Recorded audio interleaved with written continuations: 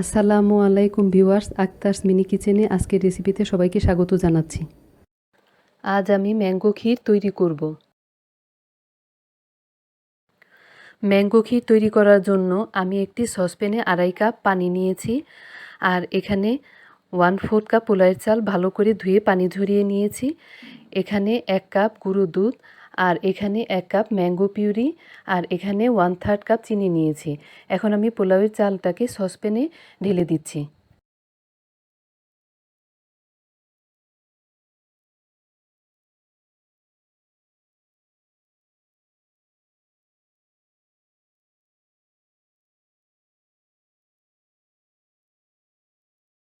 এখন আমি সেদ্ধ করে নেব।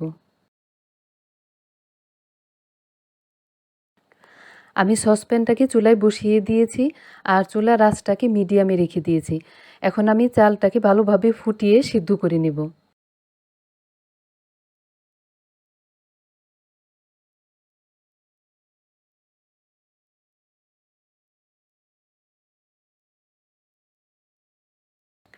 আমার চালটা সিদ্ধ হয়ে গিয়েছে, আর সামান্য একটু পানি আছে, সেটা শুকিয়ে গেলে তারপর আমি সসপ্যানটাকে নামিয়ে নেব।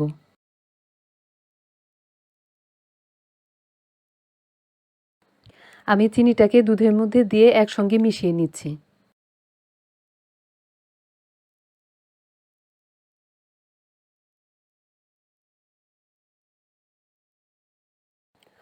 চিনি মেশানো দুধটাকে আমি সসপ্যানে ঢেলে দিয়ে ভালো করে মিশিয়ে নিচ্ছি।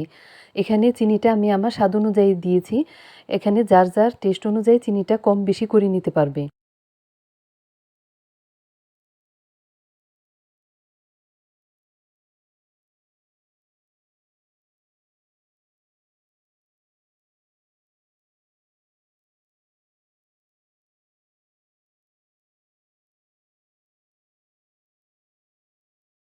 দুধ আর চিনিটা ভালো করে মিশিয়ে নিয়েছি। এখন এখানে ম্যাঙ্গো পিউরিটা দিয়ে ভালো করে মিশিয়ে নিচ্ছি।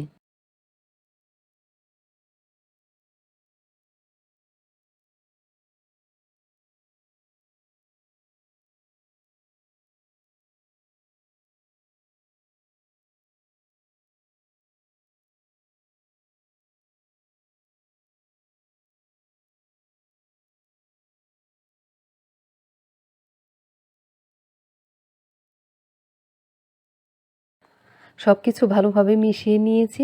এখন ক্ষীরটাকে একটা বাটিতে ঢেলে কিছু বাদাম কিশমিশ দিয়ে পরিবেশনের জন্য সাজিয়ে নেব।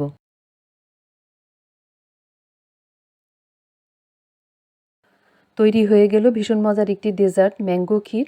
রেসিপিটি ভালো লাগলে আমার চ্যানেলটি সাবস্ক্রাইব করে পাশে থাকবেন। সবাই ভালো থাকবেন। আল্লাহ হাফেজ।